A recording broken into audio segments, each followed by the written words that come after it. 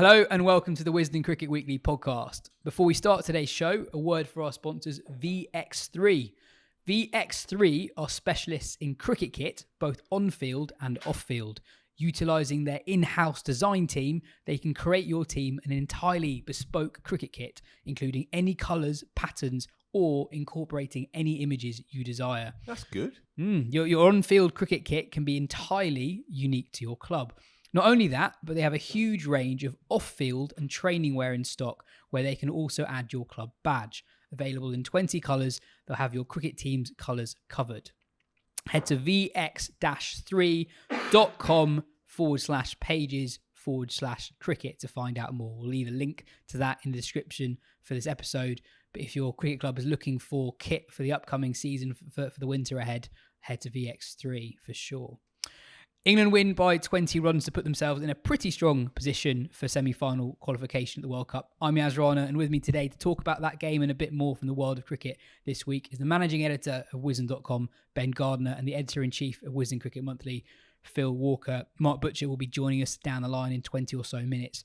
Phil, England win by 20 runs, never really in doubt.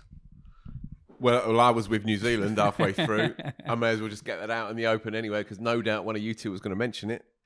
They needed New Zealand at one point, I think they needed 70 off 6.5 overs, coming down to 10.5, 11 at one point.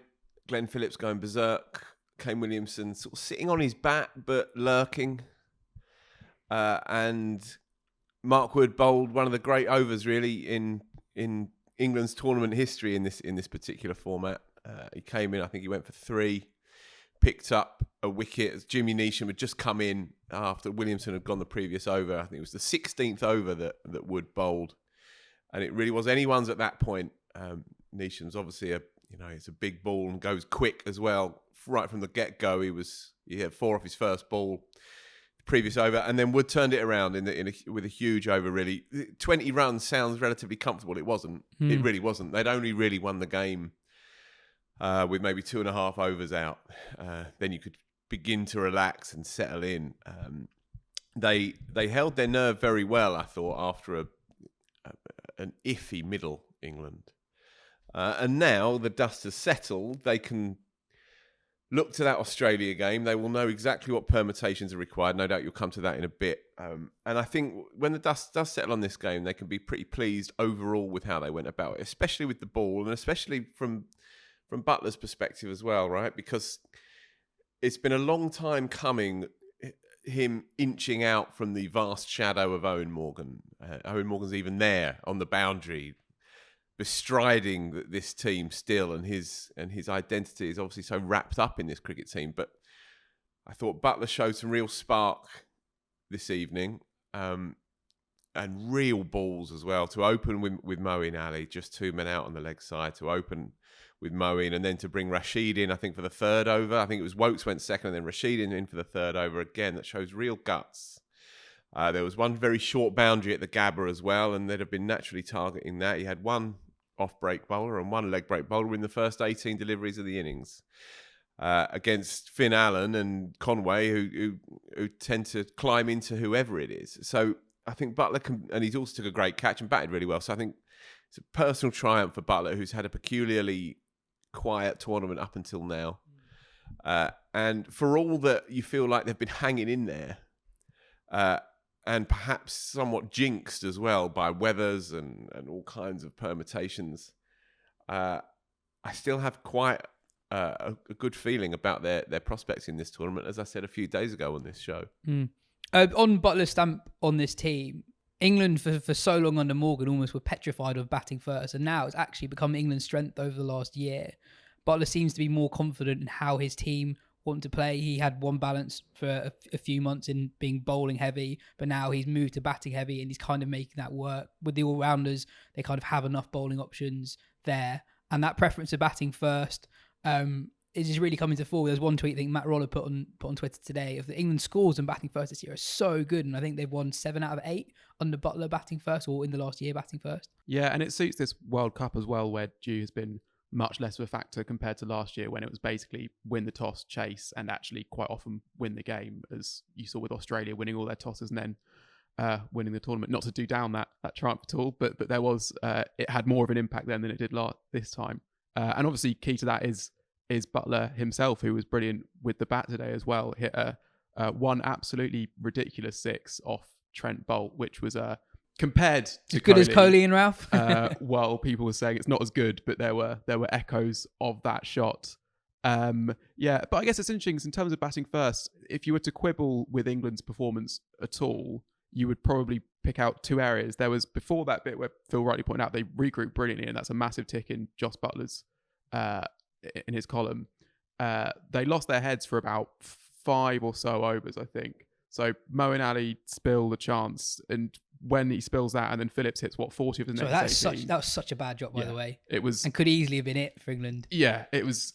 It was. You could see it going down in World Cup infamy as it happened, and then as Phillips starts to motor, you're like, well, that's going to be front and centre in the post-mortems kind of thing. And then Stokes, even though it's the wicket of Williamson, which he fancied, that New Zealand didn't mind losing at that point, and then he ends that 15th over with again an awful ball, sort of short and down the leg side, which just helping its way for 4 to get Neesham off and running. You're thinking at that point, right, this is real, wheels are falling off point, and then it gets back. But that was a bad 5 overs. But then the other thing you'd look at was just how they carried on after the power play having got a good start. Hales, I mean, it wasn't a blistering start, but they got through it unscathed. Hales especially was ticking, was fine the boundary regularly. Buttler wasn't getting as much strike, so it'd gone a bit slower.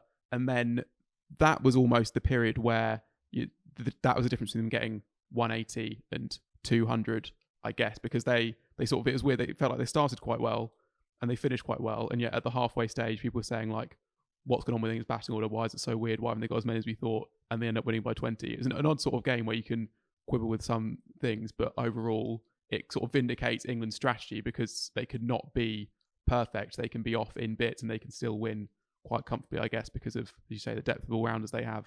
It was a curious innings. The 2 spinners, Sodhi and Santner, went for a run of ball between them. Lockie Ferguson went for quite a few, I think 45 from his 4. But so on that, England kind of had to get 45 from those 4 overs, the way they played. Absolutely, they absolutely did, and it was an above par score, but only just really.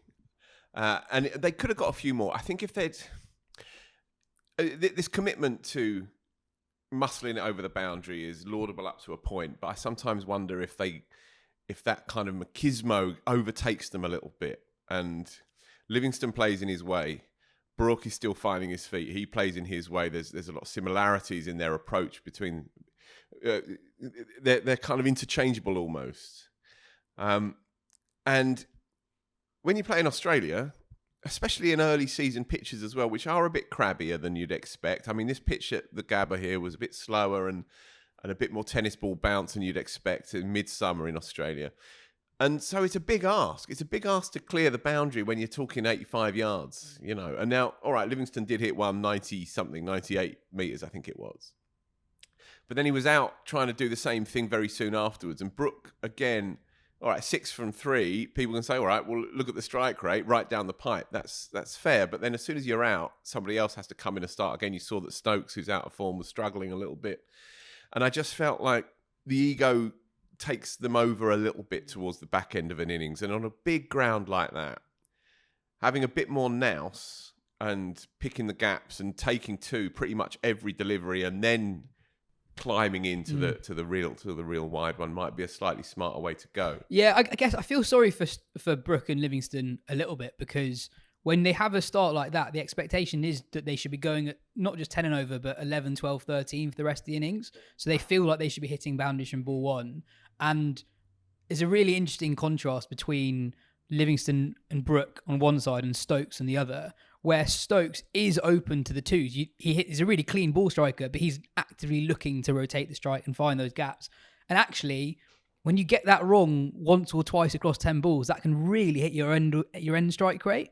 So I do get what Livingston and Brooke are doing. And yeah, I guess Butch will say it later in the show, but it is just really difficult and probably harder than England are thinking at the moment for these proper batters who've got serious T20 pedigree to hit the ball from ball one. Yeah. And I think a lot of the criticism that people have around England is actually that you've got really good players and you're not getting the best out of them. Right. But that might be fine because they have just so much batting. Well, People will, sorry, Ben, just briefly, people will pile in again on Stokes. And don't get me wrong, the binary scores over the last 6 weeks in this format are troubling for sure. But he didn't do that much wrong today to be 8 from 9 or 9 from 8, whatever it was. You know, he's crunched one straight into the covers and Buttler gets run out. That would have gone for 4 if it had been a yard either side of Williamson. And they bowled really well to him. Ferguson bowled well to him, right up in there in the block hole. A real jaffer to get him out, LB. He's not done that much wrong to look again like he's plodding and he's a bit stodgy. And again, he's clearly not entirely comfortable. I don't think he's entirely comfortable physically either, Stokes. He doesn't seem quite right. And yet he did come in, and people will say Williamson was a useful wicket for New Zealand. I didn't see it like that. Okay, he's 40 from 40, but if him and Phillips are there with an over to go, they've won the game. And we've seen Williamson. We saw him in the IPL final, was it even? You know, when he gets to 40 odd from 40 and then World 70 Cup final odd. last year against Australia. Right, yeah. And in fact, that's what I'm thinking about. So, yeah. So, the World Cup final, you saw that he goes at a runner ball and then expands over the last 3 or 4. So, I thought that was quite a key moment. And even though Stokes, as I say, is wrestling a bit with himself, and I think maybe, weirdly, his confidence is a bit down. You see how expansive he is in Test cricket right from the get-go. Well, he feels a little bit in two minds, it seems, in T20 cricket. That said, came in, took the wicket, and that did shift the mood a wee bit, I think. And then with Wood, as we said earlier, with that outstanding over to get rid of Neesham, then the game was probably theirs. I guess that's a point nicked right out of Taha Hashim's WhatsApps, isn't it? May he do his masters in peace. He showed me that he texted you that and you responded with one word, mate, about Stokes' confidence in Test cricket compared to his... He's behind me. His reticence in... Tar's not seen that himself, actually. No, do you know what? I hadn't referenced that, but clearly subliminally that had gone in. Yeah. So the impression that I give him, that I couldn't give a toss what he's saying and that he's yesterday's man, I'm clearly still channeling that beautiful human being. There you go, mate. Yeah, but there you go. Just over my shoulder for the YouTube. There he is. Tar's still not seen it yet. One thing you said about not getting the best out of players, that is sort of true, but also you don't need all 11 of your players to do lots of things to win you a game of cricket. I think you can...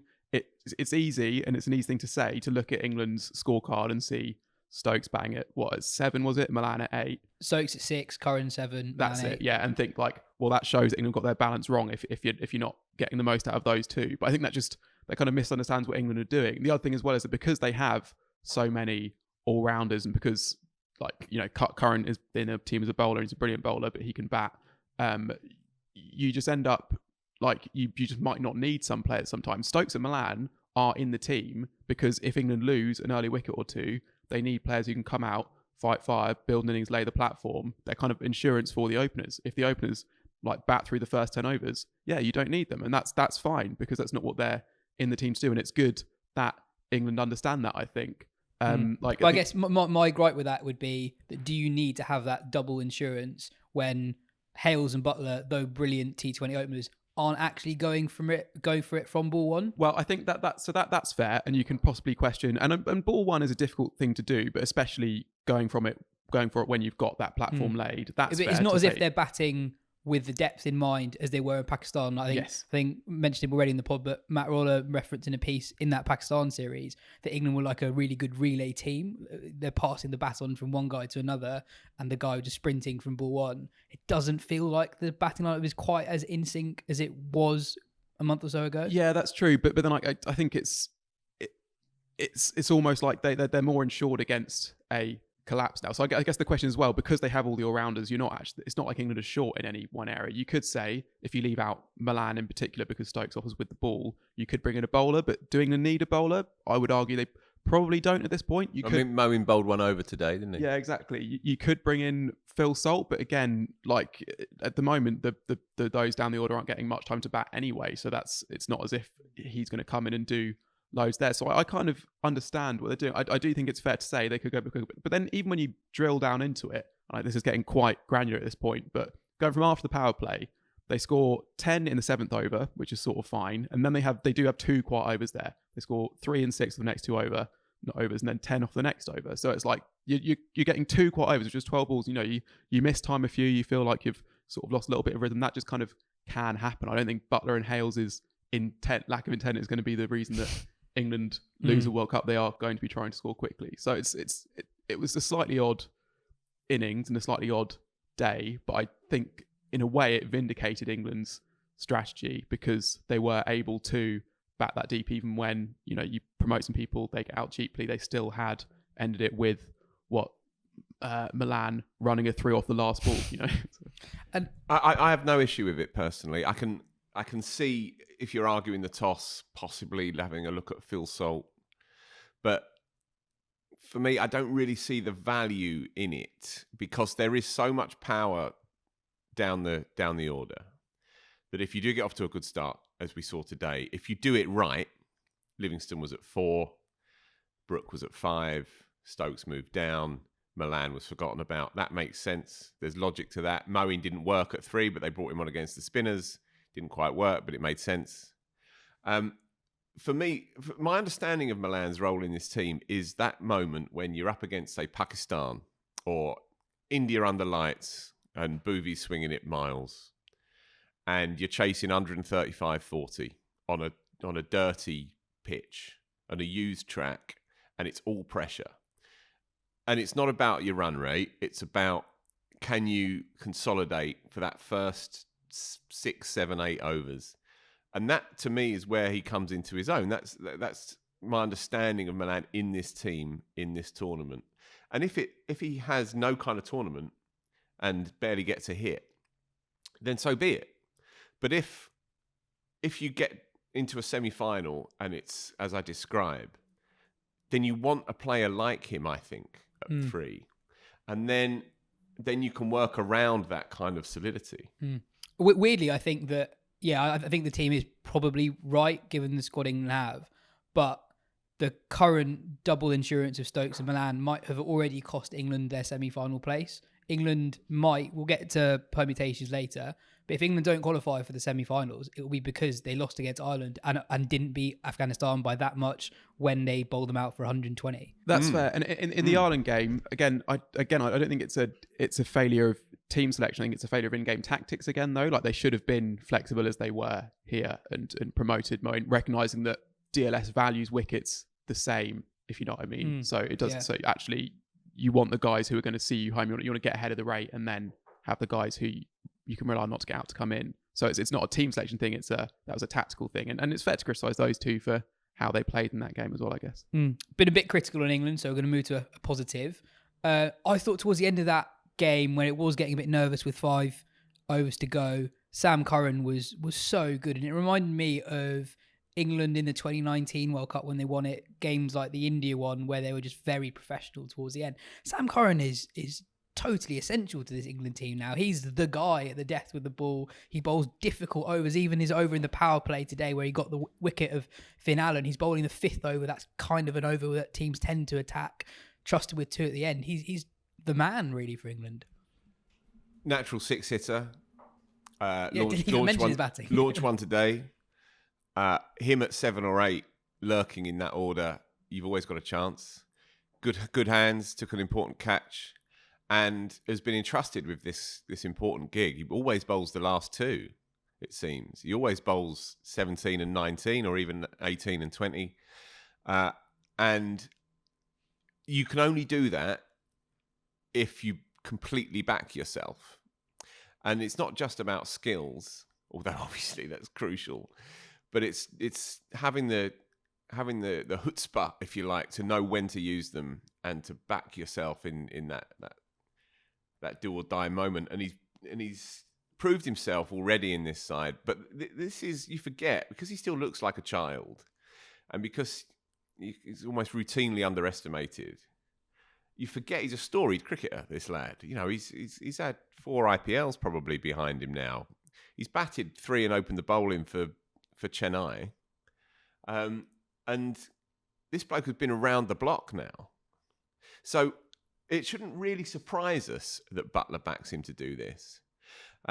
what is so striking about him, though, when he shuffles up, you think, there's not much of him. He's got enough of a nip, enough of zip, but he just has that sort of intuitive understanding of the game of cricket. And he's had that since he was about 16, 17, when he turned up here at the Oval. Later on, you're going to talk about fathers and sons, aren't you? Well, his father was a brilliant cricketer and, died sadly quite young, Kevin Curran, but he was a brilliant, resourceful, all-round, charismatic cricketer. And the apple's not fallen that far from the tree with those two. Just on Curran's experience, I think that's a really good point. Sam Curran, 24 years old still. He's played 142 T20 matches. Chris Wokes, 33. He's played 132. So he's played fewer games than Curran in T20 cricket. Woods only played 47 across formats. And Stokes has played 154. So not that much more than Curran, despite being 7 or 8 years older than him. I just want to finish on this game from my side. Sorry. Yeah. Mentioned Buttler earlier. Huge, epoch-making day for him, I think. Stunk the place out against Ireland. Should have directed that innings a lot better, whether he was out there or not. There is a sort of a murmur of that he's a bit passive, perhaps. Tonight may well make his captaincy career, I think. He's needed runs, he got them in a huge do-or-die game. Captained brilliantly, took a great catch. It's his night for me. Just finally on this game, Glenn Phillips on the losing side, but he's been one of the players of the tournament. He was so good. The fact that game was interesting with 5 overs to go was almost purely down to how he batted, striking at pretty much 200 for New Zealand in the middle. Yeah, and I love loads about Glenn Phillips. Like, I love how fast he runs. I love that he did that sprinters thing against Sri Lanka to sort of negotiate the issue of getting run out of the non-strikers end. I think he's a really canny thinking cricketer. I think you can actually see it in his fielding that I think he's really worked out the mechanics of diving for the ball. Like, I think probably quite a lot of players, you'd look and they sort of dive and slide and they tap it and they actually go quite a bit further. I think he's really thought about, because you see him dive so much earlier than everyone else does. And that was put these restrictions. I think he's worked out exactly how far he can dive. The dive's got to stop when you pick the ball, basically. Exactly, yeah. And obviously he bowls weird things. He can keep wicket as well. And he was absolutely brilliant with the bat, and that was the key moment when he got out. And I guess, I don't know if we're going to come on to net run rate stuff and qualification stuff. Shall I leave it then? Leave it for now. Okay. I was going to say also... Tough interview, Glenn Phillips. Yeah? Yeah. I had a few questions for him, and I think the interview lasted about 6.5 minutes. Right. He likes, fine. It's up to him if he doesn't fancy it. He likes John Cena. Did you ask him about that or not? I don't know who that is. Is that the wrestler, man? Yeah, that's the one who more children know who he is, and that's to Cook. Yeah, but right. You know who Cook is and not John Cena. Yeah. So. Not really my areas. And final thing on England, had England lost this game, we'd have looked at, obviously, the drop catch from Maiden as one of the turning points, but we'd have also looked at that fourth over from Rashid, where he had a couple of drag downs that went for 6, that hit by Phillips as a turning point as well. Rashid has just quietly not had a great year in T20 cricket. He's averaging pretty much 40, so he's not taking the wickets that he once was, and he's going at 8 and over, which isn't many at all. But he used to regularly go at 7s.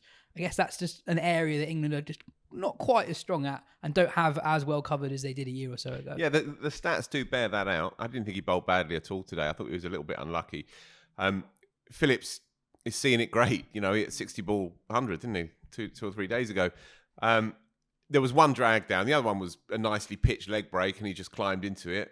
There was a nick for 4 as well, through the slip. So, yeah, I can see it, and the stats do bear it out. But you still want him in your side, I think, especially in these real pressure moments. And he bowled that third over, and that was a good over, and it was an important over as well in the context of that top 6, that power play 6. Yeah, but if England did have any sort of next man in, any sort of succession planning, I wonder how long Rashid would continue after this tournament, because his ODI record has been actually not great for a while, even going back to kind of before that World Cup. Even he's not been the force he once was, going at I think above a run a ball and averaging close to 40 in that time of the ball. So. I don't think he's the threat he once was, but also England don't have. And I think the reason why people like talking about it is because there's clearly Absolutely no decision for England to make. Yeah, exactly. Yeah. We had a question in from Tom who asked about Joe Root in T20 cricket. He says, I know Joe Root hasn't played much T20 cricket recently, hasn't been in the England conversation for a while, but with difficult pitches early on in the tournament, putting a premium on wicket preservation and big boundaries, meaning it's more important to pick gaps for twos and manipulate the field, while hitting sixes is very high risk. Wouldn't England have a better chance in this tournament if he was batting at 3? Phil, I know you kind of agree with this. What do you think? Yeah, well, I responded to the lad's email personally because it's something that I've thought all along, and I might be being simplistic here, but I go back to certain moments in Root's career in short form cricket. Firstly, I don't think you bat 3, average 50 plus in ODI cricket, a very decent strike rate of 80 odd, and are unable to transfer those skills into T20 cricket in the particular role that he would be assigned. I also think back to that 80 and 40 balls against South Africa when it was Angry Joe, and he went out there and they chased down 225 to win the game with an over pretty much to spare. You see it when he's allowed to play for Yorkshire, or rather, topically, when he chooses to play for Yorkshire, let me say. You see that he's a cut above without any real run-in to these kinds of games of cricket. But I think the specifics of that question absolutely tap into the challenges of playing in Australia against some top quality attacks on big grounds in early springtime in Australia. His intelligence is untouchable in all cricket, I think, certainly as an English player. The thing is, it's very difficult because the question is, do you want him to be flogged every available game of cricket, basically, in all 3 formats, thus potentially weakening England's star performer in Test cricket, when the benefits are not so vast of having Root above, say, a Malan?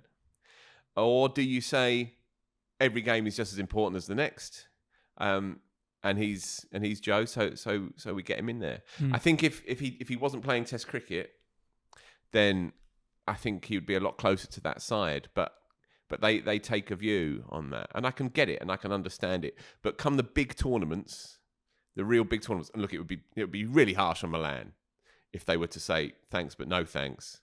But in these games, who would you rather have at 3? Well, I know who I would rather have at 3. And I guess the other thing with major tournaments, before we go to you, Ben, is that you don't actually see that caliber of attacks in other tournaments. I know that people say Exactly. in the IPL the quality is really high. It is, but Ben's made the point for a long time in T20 cricket that even if you have 4 good bowlers and you have 1 real weakling, lesser players can really attack that weaker player. And overall, it looks like they've done well against a decent side. But actually, there isn't that much let up against a good side at a T20 World Cup, and that's just not replicated in any other T20 cricket, really. Mm-hmm. Yeah, personally though, I would still have Malan ahead of him, even just purely from a cricketing point of view. Just about it's reasonably close, especially with that tournament consideration taken into it. But I think,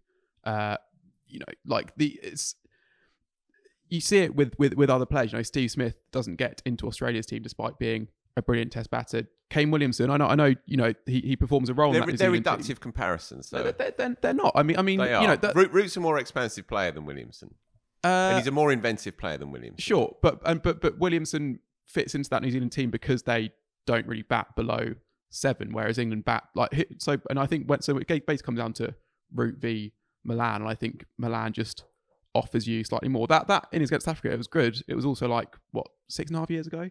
Yeah, but he's not been allowed to play ever since, you know. Sure, and his game is even more rounded now than it's been. I mean, we even saw it in the stuff that he does play. We saw it in White Clothes last summer. We saw how inventive he is. We saw that he has every shot and a few more in the book.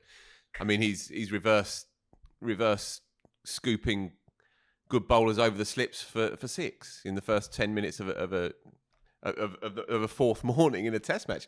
He has all of that in his game. Mm-hmm. He does. But I understand why they hold him back. I get it. And I don't wish any ill will on anybody who does take that position. But for me, Root at 3 would be a very, very useful player at that level in this format. And I think Malan is just a slightly better Two Well, declare we them go. Joe Root. Well, There we there go. we go. let's head to Mark It's the Butcher. kind of heated disagreement you come here for. Yeah. Well, let's head to Mark Butcher to hear what he thinks about England, how England are shaping up with just one group game to go. Mark, that was quite a nervy win for England. We talked after the Afghanistan game 10 days ago about how England might have not necessarily planned for Curran and Wood to be their death overs bowlers, but those two are becoming so key with the ball for England. Wood is bowling so quickly. Curran 2 for 25-ish from 4 overs in a reasonably high-scoring game. In this batting-heavy side, they're as important as any other England player other than Buttler, really. Yeah, you have to say that is 100% correct. Sam Curran has just been fantastic. I mean, nobody seems to be able to read his mind in the way that he's being able to read theirs at the moment. So that the variations with the slow balls, all the sort of stuff that we've spoken about before, he is being England's MVP right now. And Mark Wood, very dangerous. I mean, he didn't get through his 4 today, and I suppose there's an argument that says that perhaps Josh should have thrown him the ball instead of the over that Rashid, the extra over that Rashid got after that disastrous drop. How bad could that have been? That could have sent England out of the tournament. Moeen's drop off Phillips, off Rash, off his good mate. So yeah, I mean, look, I suppose in these circumstances, you just go, as I said, I think after the first game, I think you kind of go with the guys who've got the mojo with them at the moment. Wood seems to have people hopping around, and nobody's particularly sure about what to do with him. And as far as Curran's concerned, he is bowling absolutely magnificently, and it looks as though he's seen their cards, doesn't it? He's like a poker player who's got an idea what everybody's got in their hand right now, and long may that continue. And Wood as well, his game plan is reasonably straightforward. Bowl 95 miles per hour on a good length. And what's amazing is you got so many players with good pedigree in T20 cricket this tournament. But really, you just don't know if they can face 95 miles per hour bowling. In the warm-up games when England played Australia, Tim David, who's had an amazing year, he didn't really seem like he was that comfortable against that pace. I mean, who is comfortable against that pace? And again today, Neesham was rushed. Even Glenn Phillips, and he was seeing it like a beach ball. He was rushed as well. Yeah, I mean, it's just because it's very difficult, If the guy is accurate enough, if you're not getting width, if the ball, if it's not short and wide, something that you can without fear of kind of losing your teeth can fling your hands at, or half volleys on leg stump. Somebody bowling top of off stump at 90 odd miles an hour requires you to play a brilliant shot, doesn't it? I mean, it requires you to do what Kohli did to Harris Ralph, or it requires you to get down on one knee and flip it over the keeper's head. It's requiring you to play something that is of the highest quality or the highest risk. On pitches where the ball bounces and carries is a fabulous asset. And then with the bat, England were very flexible with their order today. Do you think there should be more of an onus on England to go a bit harder in the first 10 with the makeup of the side that they have? They're leaving so much batting to not face many balls. With New Zealand, in comparison, their whole order is geared towards getting the best out of every individual. Yeah. With England, it's a bit forced at the moment. They're trying to cram lots of players into an order, and it's kind of working because the players are really good, but you're not really sensing that they're getting the best out of anyone in particular. Maybe Butler I disagree with you. I don't think it is working. And I made this point before a ball was bowled in a tournament. If you end up with too many listen, anybody that calls himself a batsman, even in the shortest of formats, everybody likes to be able to go in and have a few deliveries to get themselves going, because you're good enough to back yourself to get in. But what you're doing, you're asking proper batters, not guys who are coming down the order who are all-rounders, people like Sam Curran, who are quite happy to go out there and try and swing the bat at the end. That's what they're used to doing. But you ask any batter worth his salt on a regular basis to go out there and try and hit sixes and fours from the minute they get to the crease. They don't like doing it, and they're not particularly good at doing it either. And so, for me, what happened today was good, obviously, because England moved their resources around. They got off to the perfect start, the first 10 and whatever, and got their better hitters, or their sort of, their better strikers, I suppose, to come up the order.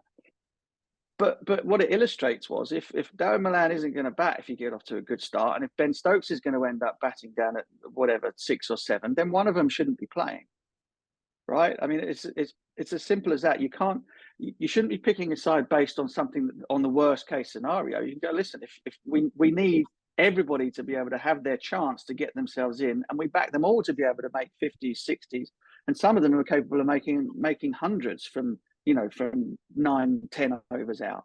But none of them are going to be able to do that because none of them are having the time to go out there. So I would argue that it isn't working at all. However, that's not to say that it wasn't a fantastic performance, and England, Glenn Phillips aside, were very much worth their win today. But I just think they're giving themselves too many things to worry about and to think about.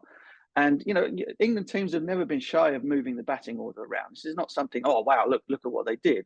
You find yourself in positions in T20 games where the bowling that's left, or the matchups that you have, or the dimension of the ground say that one guy is going to go in front of another. That always happens. That's not rocket science.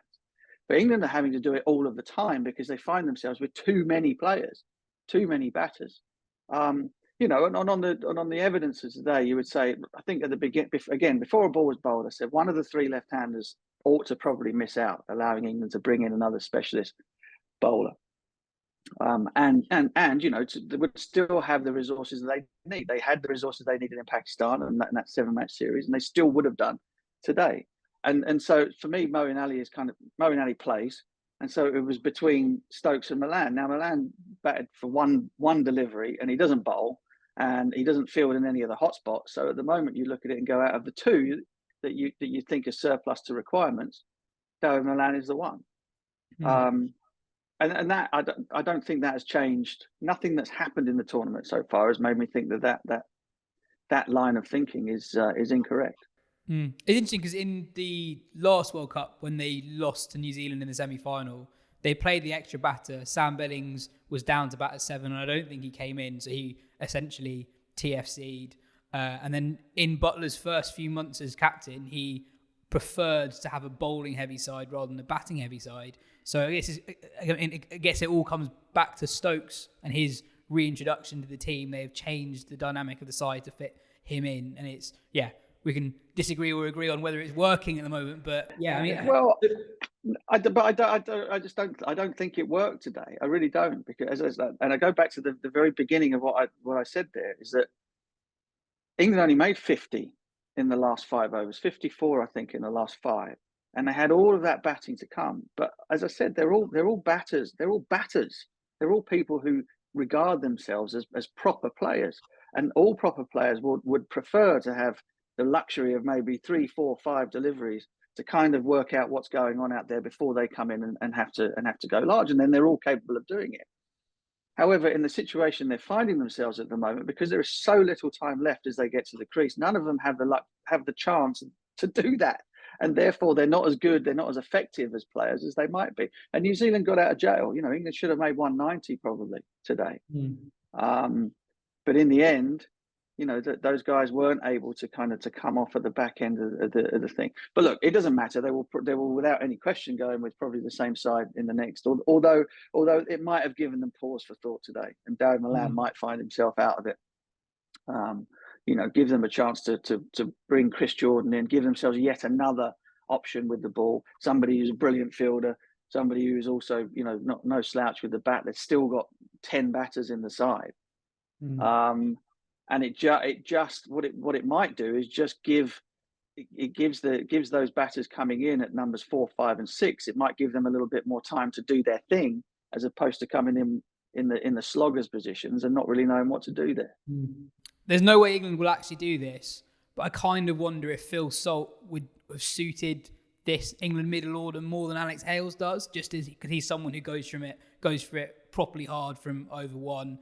Hales probably a more complete T20 player. He's got a good record in Australia, obviously did well today, but he does take his time a little bit more than Salt does. So you get into a position like today where you are 80 for none after 10 overs, which is kind of fine, but also it leaves a lot to be done in the second half of the innings with not much time for players to get in. Yeah, well, although Hales kind of got off to the flyer today, didn't he? I still took him like 4 or 5 overs to really get into it, though. Anyway, possibly, but I wouldn't point at that as being an issue. I'd point at what happens underneath that as the major sticking point. But England are still alive. They're kind of, I think that they're muddling their way through a little bit, and as they go along, and as you put in a performance like that, all of a sudden things become a little bit clearer, and you're able to go on to the next game with slightly more of an idea of exactly what it is that you want. Because I still don't feel as though they've got exactly what it is they want out there. Josh has lots of options with the ball. Livingston was unlucky today. Moeen only bowled the one over because of the one left-hander there at the top, and bowled it magnificently. So England have enormous amount of options with the ball. Chris Wokes, even at the end, apart from the very final ball of his spell, bowled quite magnificently at the back end. But England's star man at the moment, great to see Josh get some runs, because that will give him confidence as a captain and his decision making and all the rest of it. But Sam Curran is the man right now. And finally, do you think England, even though they haven't quite worked everything out at the moment, how do you think they're shaping up? We've seen a lot of the other teams so far. India, they're flawed. South Africa, top of the other group. They've got problems themselves at the top of the order. Pakistan possibly out of it. Australia possibly out of it if England beat Sri Lanka. So there's no real standout sides. This flawed England team actually might have a pretty good shot of winning the thing.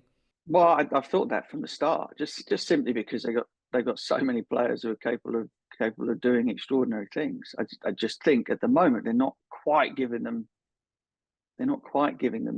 enough of a chance to prove it. But I think you're still terrified looking at England's lineup, thinking that on the day that they click, you just hope that it's not you that's on the receiving end. So yeah, I have no. Listen, that New Zealand are dangerous. South Africa are very dangerous. Even Australia on their day can be. Them going out would be tremendous. I think New Zealand could end up ruining the fact that they could have put England out today. I think that was a massive reason for them to kind of put in their best show of the tournament, because putting England out lights up the way for yourselves to go through and win the whole thing. So lots of teams, not least Australia, are very upset about the result today. Right, cheers for your time, Butch. Catch you next week. England-New Zealand wasn't the only game of the day. Sri Lanka beat Afghanistan, who are playing their first game in 10 days because of all the rain they encountered. A 6-wicket win for Sri Lanka. They chased down 145 relatively comfortably. The result means that Afghanistan are officially out of the tournament. Ben, 4 for 13 for Wanindu Hasaranga. Despite getting pumped against Australia, his overall T20 World Cup record and his record at this T20 World Cup are both ridiculous. Yeah, absolutely ridiculous. I mean, he's well on track to be the leading wicket taker in this tournament, having been leading wicket taker last time. That's helped by him playing in the first round, but lots of bowlers play in the first round and the second round, and he's the one that really stands out. He takes a wicket more frequently than once every 2 overs. He's taking on average more than 2 wickets a game, and he's going at well under a run a ball. So he's averaging like 2 for 20 or 4. Yeah, basically. He's and also he can bat and he can field. He's a quite brilliant T20 cricketer, and Sri Lanka still have a sniff of a chance. I guess they'll know going into that last day if they do or not. But if it's funny, because England will almost be hoping for Australia to lose, perhaps, because they don't have to rely on net run rate. But that would open the door for Sri Lanka to really be motivated if they beat England, because that would get them into the semi-finals. So let's get on to the net run rate situation then. So England are in a better position than Australia, but it is possible that England win and still go out. Yes, Australia would need a very, very big win against Afghanistan. How big are we talking? So to have any sort of chance, they would need to win by at least 52 runs or chase down a total inside about 14 overs. And in that case, weirdly, if that happened, their net run rate would be below where England's is now. But if England beat Sri Lanka if they score 160 and keep Sri Lanka to 159, their net run rate would drop below where Australia's would be. So that's kind of thing we're talking. And then it's sort of like every extra run Australia score is an extra run England would have to score, if that makes sense. It doesn't quite work out exactly like that, but that's not far off. Sort of the way to think about it, I guess. And England have to win that game for net run rate to come into it, and Australia to beat Afghanistan. Do you see Sri Lanka pushing England? They obviously won the Asia Cup about a month ago. Yeah, I mean, they're a very good team, and any team can beat any other on their day in this tournament, as we've seen so far. So I mean, yeah, I could actually quite easily see England going into it knowing that any sort of win would do it, and then accidentally slipping up, sort of like breathing a sigh of relief when Australia just squeak over the line by 20 runs or so, and then being like, oh wait, we've got a game to win, and then they don't, sort of thing. That would be quite an English thing to happen, I think. And a great story as well. Chris Silver with Sri Lanka knocking England out of the World Cup as well. I think England's variety and versatility in their side is the best in the World Cup. I've been saying it all along. I think they're by a nose the strongest side, just ahead of India. I think New Zealand have got a good side as well. No team has ever in a Cricket World Cup just ambled happily, merrily along to the final and then won it. Maybe one or two Australia sides. Yeah, okay. As soon as I say it, yeah. So genuinely, without them, few have just kind of had. I mean, England 2019, for example, lost 3 games and nearly knocked out in the group stages. Yeah, indeed. So it's commonplace for a side to sail close to the wind, and I think England are right in the guts of this personally. Yeah, I don't disagree. I agree that they're the best team in the tournament, just about. But with these, it's a weird format. It's a shortened thing. There's no guarantee you'll even make it to the and rain as well. Rain. Just on Phil, that you mentioned before that we started recording, what the conditions going to be like. There's not been a game at Adelaide yet where Australia are playing Afghanistan, but I think as Abhishek has mentioned in the pod before, Adelaide is essentially Rashid Khan's home ground. He plays more Adelaide than any Australian cricketer will play at any ground in Australia because of his Big Bash history. But then England are playing at Sydney, which has been a pretty high-scoring venue, and you kind of think with England, the more high-scoring a venue, the better place they are. There have been a few scores of over 200. New Zealand scored 200 against Australia at Sydney. It's not quite as big a ground either, the SCG. So that will play into England's hands, you would think. Yeah. And Ben, just on Afghanistan briefly, obviously a very frustrating tournament for them. They've not played that much. But even though they've got those massive name players like Rashid Khan and Majid, they're still very much in that third tier of T20 nations, and it doesn't really look like they're getting that much better in the last 2 years. If you've got like England, Australia, India, South Africa, New Zealand, Pakistan in that top tier, Sri Lanka, Bangladesh, West Indies, maybe not West Indies, but they're probably in that second tier. Afghanistan are still probably below that. They're not every tournament everyone says, oh, they'll beat one of the big teams and cause an upset. They've come close to that, but 2 World Cups in 2 years, they still aren't as close as to maybe at the top that we might have thought 2 years ago. Yeah, that's true. I mean, I'd say they're better than Bangladesh as well as the T20 side. But yeah, they are. And I think there were flickers in their Asia Cup campaign that you thought they might have a good tournament. But I guess these conditions arguably don't suit, and they also don't help themselves at the time. They had a comedy run out, which is well worth seeing out in that game. This is absolutely brilliant. So Gulbuddin Naib was sort of sent back going for the second, turns and slips, which is, fairly customary, drops his bat, and then for some reason decides to sort of like try and roly-poly back into his crease. So I haven't seen it. And then it's really great. But yeah, they'll be disappointed because they barely got on the park, but they'll also feel that when they did, they didn't do themselves justice. I think when you see nascent cricket teams come through, it's always harder to develop batters than bowlers. You saw it with Zimbabwe in particular in the 90s in one-day cricket, and you're seeing it, I think, here with Afghanistan. You can be a raw quick and come from nowhere, and you can be a streetwise finger spinner or wrist spinner, and you can come from nowhere. And you can have raw ability with the bat and come from nowhere. But to become a player where you're churning out runs in all conditions, you need a lot of cultural backing, and you need a lot of practical support from the establishment, right? Now, how many, with the exception of Mo Nabi, how many sort of batter-heavy cricketers from Afghanistan have been given a gig in English domestic cricket or Australian domestic cricket? Maybe 1 or 2 in the BPL and the Pakistan Super League as well, but very, very few. And so how can you really be expected to go from being raw, untrammeled, interesting, to a seasoned pro who can churn it out week after week? It's very, very difficult. And Australian conditions are probably as alien as you're going to get with the extra pace and bounce. Well, that's enough T20 World Cup chat for now. Next up, a look at some of the other cricket that's going on in the world. One story that caught my eye this week was an interview the Telegraph's Tim Wigmore did with the Cricket Scotland chair Anjan Luthra. Luthra is a young by all accounts, a successful businessman who played youth cricket in Scotland. He spoke about how he wasn't surprised by the racism that the report into racism in Scottish cricket shone a light on, but was surprised at the extent of the problem. He also talked about his desire to see Scotland represented in the T20 Blast as soon as 2024. He said that would be amazing. Number one priority in integration in English domestic cricket would be the T20 Blast, given we know how to play T20 cricket, having just beaten a full member. That would be the best option for Scottish cricket, given that we are likely to be playing in multiple T20 World Cups over the coming years. So playing consistent cricket in the same format is important. It would do wonders for Scottish cricket. It would really raise our profile and it would give them good exposure. So of course, I have the dream and ambition of being in all three competitions, English domestic competitions, but I need to have a conversation with the ECB first. If the ECB are obstructive to that idea, then it would be seriously dispiriting.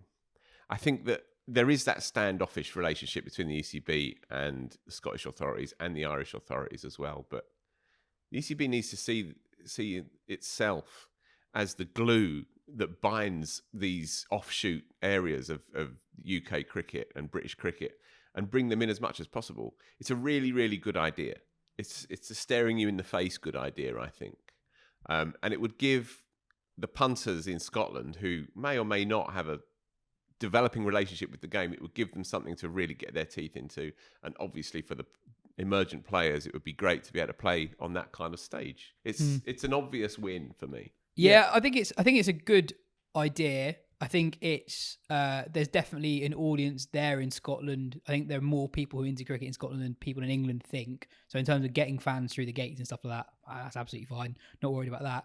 I think it's an awkward position for individual players. So you have 4 or 5 Scottish players at the moment who play county cricket. So what happens to them? Do they still play for their counties? And if not, then that Scotland side's probably not going to be that strong, because then you're literally left with players who counties have currently not thought are worth county deals, if that makes sense.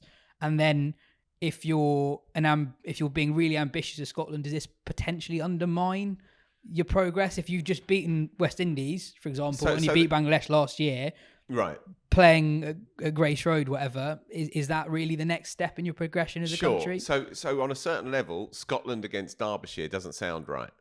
But surely the pros of being in the mix outweigh the cons of optics.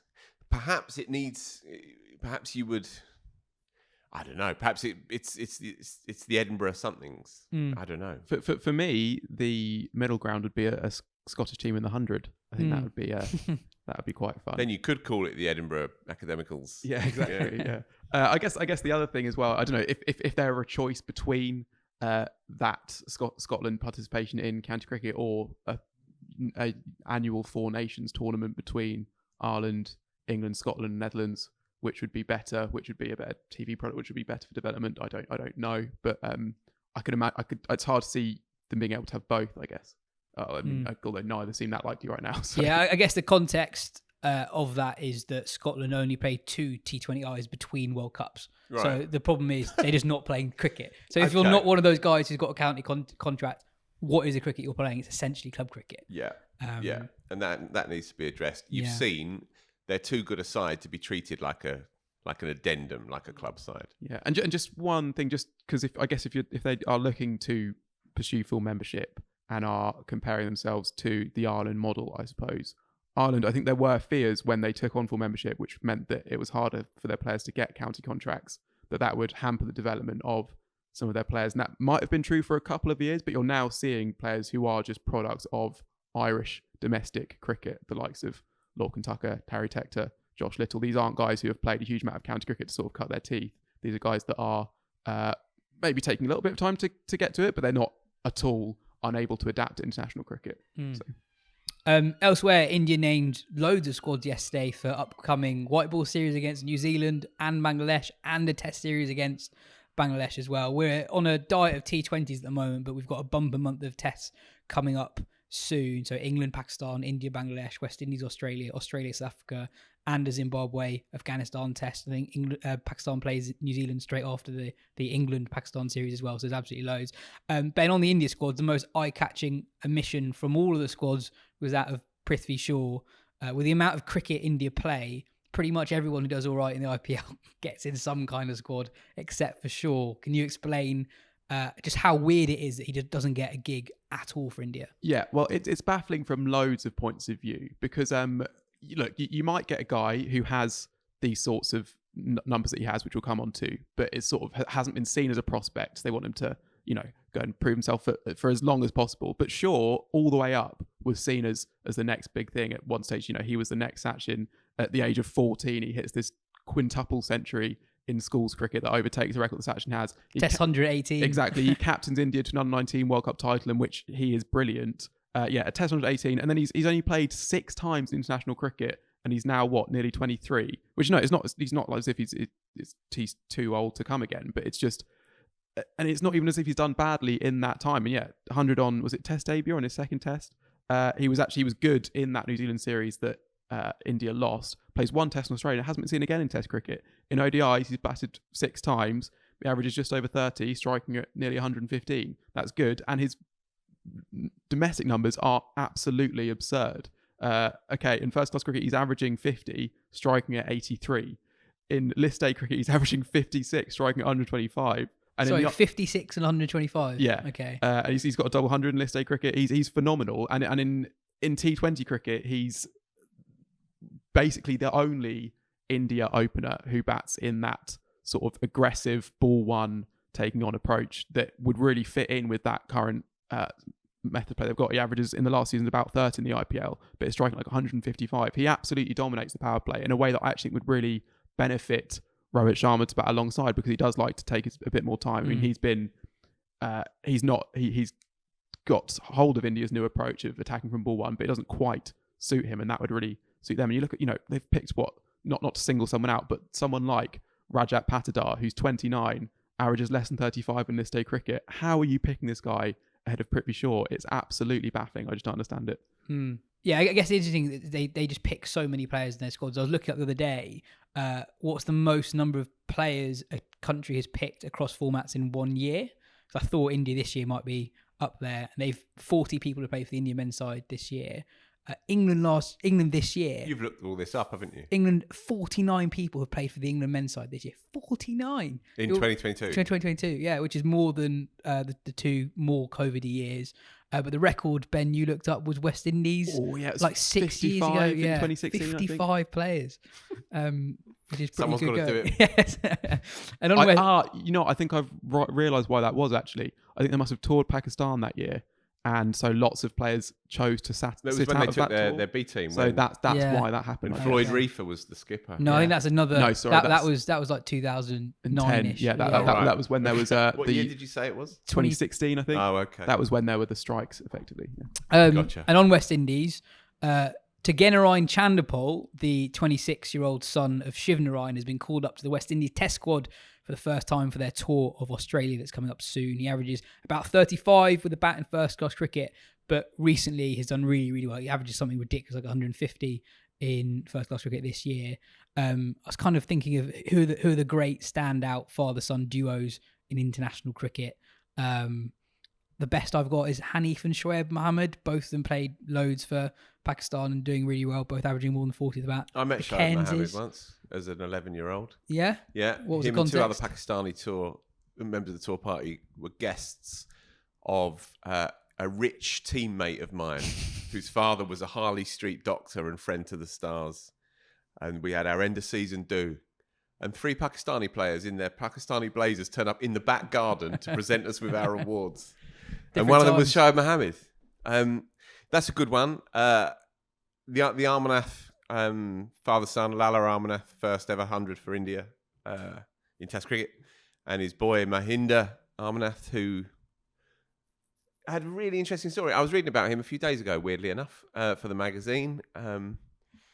And he had an issue with short bowling, got sconned by Imran in the mid to late 70s in a test match, knocked unconscious, and then was hit by Richard Hadley, missed a number of months of cricket, and then came back, worked so hard on his game that he became a sort of expert against short pitch bowling and made 500s in 11 away test matches against the West Indies and Pakistan in the early 80s when they were shit hot.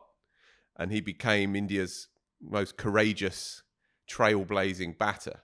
Him and Sunil Gavaskar changed the complexion of Indian batsmanship, and it was driven by his weakness as a younger lad against the quicks. That's a good story. There you go. So those two, the butchers.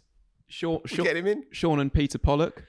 Yeah, Sean good, obviously brilliant. Peter Pollock was their best fast bowler during the 60s. I guess that's good. Chris Broad and Stuart Broad. Obviously, Stuart Broad far more established, but Chris Broad was a key batter in an overseas Ashes win. He was which counts for International Player of the Year. There you go. 300s in a single Ashes series. You can't argue with those two either. And Ben, you were saying that Shivnarine He's moved on. Tagenarine actually Elam batted. and Mark Elam. We're just getting going here. Fine. We're not going to list out every single one. I'm more than happy to. Ben, you were saying quiz, that. I imagine. Ben, you were saying that Shivnarine and Tagenarine actually batted together in first class cricket, and Shivnarine ran his son out.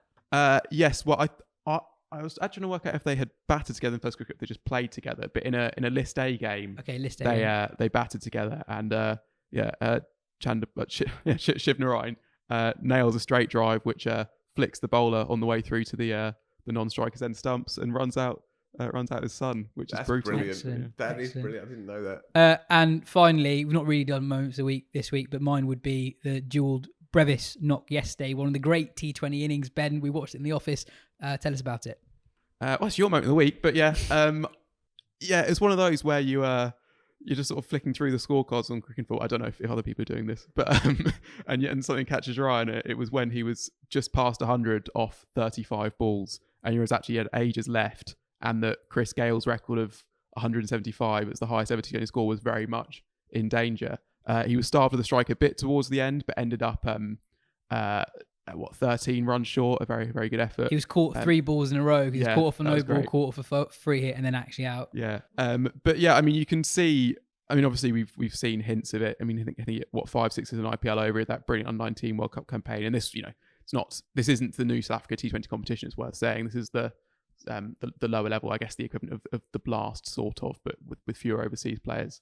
But you can still see why he's so highly rated. It's the obvious comparison, but there is so much of AB de Villiers in terms of the way he accesses different areas of the ground. He gets so low, so he can hit like a full toss anywhere. Yeah, it's essentially the same technique to do all of it in a way, and his head stays so still over the ball, like often looking down and only looking up once it's gone a long way back, which is what AB used to do as well. And then to cap it all off, he took a brilliant catch on the boundary where it was out towards him. He catch it on the rope, flings it back into play, and then dives in himself to take it. So yeah, he's quite special. And yeah, whoever South Africa's openers are must be pretty good if they're giving him out the side in T20 cricket. I see what you've done there, Ben. Well done.